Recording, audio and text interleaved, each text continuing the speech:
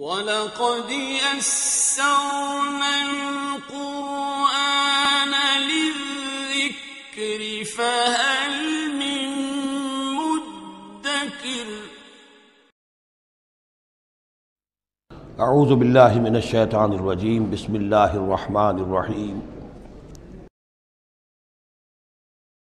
وَلَقَدْ صَرَّفْنَا فِي هَذَا الْقُرْآنِ لِلنَّاسِ مِنْ كُلِّ مَثَلٍ۔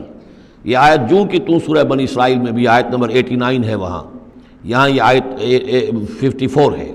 لیکن فرق کیا ہے؟ وہاں ہے وَلَقَدْ صَرَّفْنَا فِي هَذَا الْقُرْآنِ مِنْ كُلِّ مَثَلٍ، وَلَقَدْ صَرَّفْنَا فِي الْقُرْآنِ، وہاں ذرا الفاظ کا تھوڑا سا فرق ہے۔ وَكَانَ الْإِنسَانُ أَكْثَرَ شَيْءٍ جَدَلًا، ہم نے اس قرآن میں کل مثالیں جو بیان کر دی ہیں لوگوں کی ہدایت کے لیے، لیکن یہ کہ وہاں ہے فَأَبَى أَكْثَرُ النَّاسِ إِلَّا كَفُورًا، لیکن اکثر لوگ جو ہیں وہ کفران نعمت ہی پر اڑے رہتے ہیں۔ یہاں فرمایا وَكَانَ الْإِنسَانُ أَكْثَرَ شَيْءٍ جَدَلًا، لیکن انسان جو ہے تمام مخلوقات سے بڑھ کر ہے جھگڑالو۔ وَمَا مَنَعَ النَّاسَ أَن يُؤْمِنُوا، یہ الفاظ بھی جو کہ تو سورہ بنی اسرائیل میں بھی آئے تھے۔ وَمَا مَنَعَ النَّاسَ أَن يُؤْمِنُوا آیت نمبر 94 ہے یہ وہاں۔ وَمَا مَنَعَ النَّاسَ أَن يُؤْمِنُوا إِذْ جَاءَهُمُ الْهُدَىٰ وَيَسْتَغْفِرُوا رَبَّهُمْ، اور نہیں روکا لوگوں نے کو ایمان لانے سے جبکہ ان کے پاس ہدایت آ گئی کہ وہ استغفار کرتے اپنے رب سے۔ إِلَّا أَن تَأْتِيَهُمْ سُنَّةُ الْأَوَّلِينَ، وہاں آیا ہے إِلَّا أَن قَالُوا أَبَعَثَ اللَّهُ بَشَرًا رَسُولًا، کہ ان کو ایمان سے روکنے والی ان کا یہ خیال تھا کہ کیا اللہ تعالیٰ نے انسان کو رسول بنا کر بھیجا ہے۔ یہاں فرمایا الا ان تاتیہم سنت الاولین، ان کو جو روکا گیا ہے وما منع الناس ان یؤمنوا اذ جاءهم الہدیٰ، یہ جو رک گئے ہیں جب ہدایت ان کے پاس آ گئی کہ ایمان نہیں لا رہے اور استغفار نہیں کر رہے، الا ان تاتیہم سنت الاولین، مگر یہ کہ ان پر آ کر رہے گی اب وہی جو پہلو کا جو انجام ہوا تھا وہی ان کے اوپر بھی مسلط ہوگا، او یاتیہم العذاب قبلا، یا یہ کہ عذاب ان کے سامنے آ جائے گا۔ وما نرسل المرسلین الا مبشرین ومنذرین، یہاں پہ جمع کے صیغے میں آ رہا ہے، سورہ بنی اسرائیل میں واحد کے صیغے میں آیا تھا آخری رکوع میں وما ارسلناک الا مبشرا ونذیرا، اور ہم نے نہیں بھیجا ہے محمد آپ کو مگر مبشر اور نذیر بنا کر۔ یہاں جمع کے صیغے میں وما نرسل المرسلین الا مبشرین ومنذرین ویجادل الذین کفروا بالباطل، اور یہ کافر جو ہیں یہ جھگڑتے ہیں کفر بالباطل، جھوٹ کے لیے، جھوٹ کی طرف سے، لیدحضوا بہ الحق، تاکہ اس کے ذریعے سے حق کو بچلا دیں، حق کو ٹلا دیں، حق کو شکست دے دیں۔ یہ جھگڑ رہے ہیں، دلیل بازی کر رہے ہیں، مناظرے کر رہے ہیں، حجتیاں کر رہے ہیں۔ وَيُجَادِلُ الَّذِينَ كَفَرُوا بِالْبَاطِلِ لِيُدْحِضُوا بِهِ الْحَقَّ وَاتَّخَذُوا آيَاتِي وَمَا أُنذِرُوا هُزُوًا، اور انہوں نے میری آیات کو اور جو انہیں انذار کیا گیا، خبردار کیا گیا، اس کو ہنسی مذاق اور ٹھٹھا بنا لیا ہے۔ وَمَنْ أَظْلَمُ مِمَّنْ ذُكِّرَ بِآيَاتِ رَبِّهِ، اس شخص سے بڑھ کر ظالم کون ہوگا جسے اس کے رب کی آیات کے ذریعے سے نصیحت کی جائے، یاد دہانی کرائی جائے۔ فَأَعْرَضَ عَنْهَا، پھر بھی وہ اعراض کرے ان آیات الہیہ سے، وَنَسِیَ مَا قَدَّمَتْ يَدَاهُ، اور بھول جائے کہ اس کے دونوں ہاتھوں نے آگے کیا بھیجا ہوا ہے، کیا کرتوت ہیں جو بھیجے ہوئے ہیں۔ اگر تو ایمان لے آتا، ان آیات سے استفادہ کرتا، اپنے کیے پر پچھتاتا، توبہ کرتا، اس دنیا ہی میں اپنے سابقہ گناہوں کی اللہ تعالیٰ سے معافی لے کر جاتا۔ لیکن یہ کہ یہاں تو صورت یہ ہے کہ وَمَنْ أَظْلَمُ مِمَّنْ ذُكِّرَ بِآيَاتِ رَبِّهِ، اسے تذکیر کی گئی، نصیحت کی گئی اس کے رب کی آیات سے، فَأَعْرَضَ عَنْهَا، اس نے اعراض کیا، وَنَسِیَ مَا قَدَّمَتْ يَدَاهُ، اور بھولے رہا وہ کہ کیا کچھ اس نے آگے بھیجا ہوا ہے، کیا جھاڑ جکاڑ جو ہے اس نے عاقبت کے لیے تیار کیا ہوا ہے۔ اِنَّا جَعَلْنَا عَلَىٰ قُلُوبِهِمْ أَكِنَّةً أَن يَفْقَهُوهُ، یہ مضمون بھی آ چکا ہے سورہ بنی اسرائیل میں۔ حجابا مستورا، اور ہم نے ان کے دلوں کے اوپر جو ہے پردے ڈال دیے ہیں۔ انا جعلنا علی قلوبہم اکنۃ یفقہوہ، ہم نے ان کے دلوں کے اوپر پردے ڈال دیے ہیں کہ اسے سمجھ نہ پائیں۔ وفی آذانہم وقرا، اور ان کے کانوں میں ہم نے ثقل پیدا کر دیا، بوجھ پیدا کر دیا کہ یہ سن نہیں سکتے۔ وان تدعوہم الی الہدی، اور اگر آپ پکاریں گے انہیں ہدایت کی طرف دعوت دیں گے، فلن یہتدوا اذا ابدا، تو یہ کبھی بھی ہدایت پانے والے نہیں ہیں۔ یعنی اب ان کے دلوں پر مہر لگ چکی ہے، اب اللہ تعالیٰ کا وہ جو قانون ہے ہدایت و ضلالت کا، اس کی جو آخری دفعہ ہے وہ ان کے اوپر لگ چکی ہے، ان کے اوپر اپلائی ہو چکی ہے۔ وَرَبُّكَ الْغَفُورُ ذُو الرَّحْمَةِ، اور آپ کا رب جو ہے بہت بخشنے والا ہے، بہت رحمت والا ہے۔ لَوْ يُؤَاخِذُهُم بِمَا كَسَبُوا لَعَجَّلَ لَهُمُ الْعَذَابَ،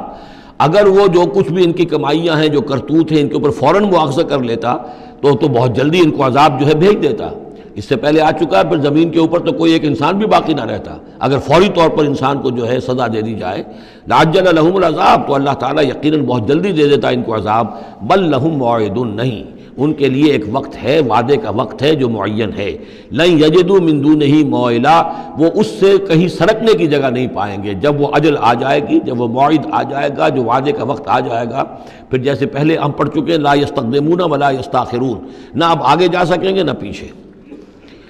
وَتِلْكَ الْقُرَىٰ أَهْلَكْنَاهُمْ لَمَّا ظَلَمُوا، اور یہ وہ بستیاں ہیں جن کا کہ ذکر ہم قرآن مجید میں بار بار کر چکے ہیں۔ یہ احقاف کے اندر جو لوگ آباد تھے، اور یہ جو حجر میں لوگ تھے، اصحاب الایکا تھے، وہ عمورہ اور صدوم کی بستیاں تھیں۔ وَتِلْكَ الْقُرَىٰ أَهْلَكْنَاهُمْ لَمَّا ظَلَمُوا، ہم نے ان کے رہنے والوں کو ہلاک کیا جبکہ انہوں نے ظلم کی روش اختیار کی، شرک کی اور کفر کی روش اختیار کی۔ وَجَعَلْنَا لِمَهْلِكِهِمْ مَوْعِدًا، اور ان کی بھی ہلاکت اور بربادی کے لیے ہم نے ایک وعدے کا وقت معین کر دیا تھا۔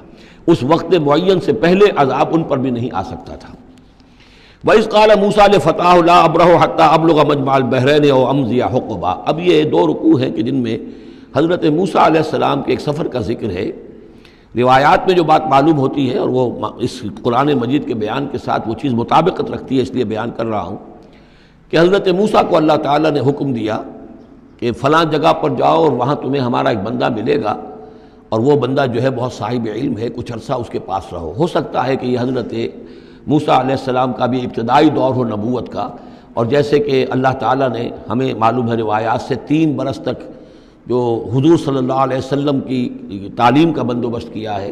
ایک فرشتہ جو ہے مستقل جو ہے آپ کے ساتھ رہا ہے۔ اسی طریقے سے شاید اللہ تعالیٰ نے کسی یا تو فرشتے کو، جسے ہم خضر کہہ دیتے ہیں، یہ بھی کوئی یقین کے ساتھ معلوم نہیں کہ وہ خضر علیہ السلام، قرآن میں ان کا نام نہیں ہے، یہ بھی رائے ہے کہ وہ فرشتے ہیں، یہ بھی رائے ہے کہ وہ انسانوں میں سے کوئی انسان ہے جن کو اللہ تعالیٰ نے بہت لمبی عمر دے دی ہے، جیسے جن کو دے رکھی ہے ایک ابلیس کو، تو انسانوں میں سے ایک اچھے اپنے نیک اور اپنے پسندیدہ اور برگزیدہ انسان کو بھی اس نے بہت بڑی عمر دے رکھی ہے، وہ حضرت خضر ہے۔ واللہ عالم، اس کے بارے میں کوئی تفصیل ہم نہیں جان سکتے، لیکن یہ کہ حضرت موسیٰ علیہ السلام سے کہیں کسی جگہ پر ان کو یہ خیال آ گیا کہ شاید اس وقت روئے ارضی پر سب سے زیادہ علم جو ہے اللہ تعالیٰ نے مجھے عطا کیا ہے، لیکن اس کے لیے پھر ذرا تعدیباً اور تربیتاً اور تعلیماً اب انہیں کہا گیا کہ فلاں ہمارا بندہ فلاں جگہ جاؤ، تمہاری ملاقات ہوگی، کچھ دیر اس کے پاس رہو اور دیکھو کہ وہ اس سے کیا حکمت تم سیکھ سکتے ہو۔ اب اس کے لیے حضرت موسیٰ نکلے ہیں اپنے نوجوان ساتھی خادم کے ساتھ، یوشع ابن نون ان کو ساتھ لے کر۔ وَإِذْ قَالَ مُوسَىٰ لِفَتَاهُ لَا أَبْرَحُ حَتَّىٰ أَبْلُغَ مَجْمَعَ الْبَحْرَيْنِ، اور جب کہا موسیٰ نے اپنے اس نوجوان ساتھی سے جن کا نام یوشع ابن نون ہے کہ میں نہیں باز آؤں گا یہاں تک کہ چلتا رہوں اور پہنچ جاؤں مجمع البحرین تک، جہاں پر کہ دونوں دریا مل جاتے ہیں، او امضی حقبا، یا پھر میں چلتا رہوں گا، چاہے وہ مجھے سینکڑوں برس گزر جائیں میں چلتا رہوں گا۔ بتایا گیا تھا مجمع البحرین پر وہ ملے گا، اور خاص نشانی اس کی بتا دی گئی تھی کہ ہمارا وہ بندہ وہاں ملے گا تمہیں۔ اب مجمع البحرین پر بھی اختلاف ہے، ایک کا تو خیال یہ ہے، وہ جو نقشہ میں نے آپ کو دکھایا تھا، کہ یہ جو ریڈ سی ہے، اس کی جو 2 کھاڑیاں ہو جاتی ہیں، تو ان کا جو مقام اتصال ہے گویا کہ وہاں بھیجا گیا کہ یہاں پر، لیکن صحیح رائے زیادہ جو ہے وہ یہ ہے کہ یہ جو دریائے نیل آتا ہے مصر میں، تو یہ سوڈان سے آتا ہے، تو 2 دریا مل کر یہ دریا بنتے ہیں، النیل الازرق اور النیل الابیض، ایک سفید رنگ کا پانی ہے اور ایک بھی نیلے رنگ کا پانی ہے۔ یہ نقشہ ہمیں بھی اٹک پر نظر آتا ہے، دریائے سندھ جو تربیلا سے نکل کر پانی آتا ہے وہ نیلے رنگ کا ہے،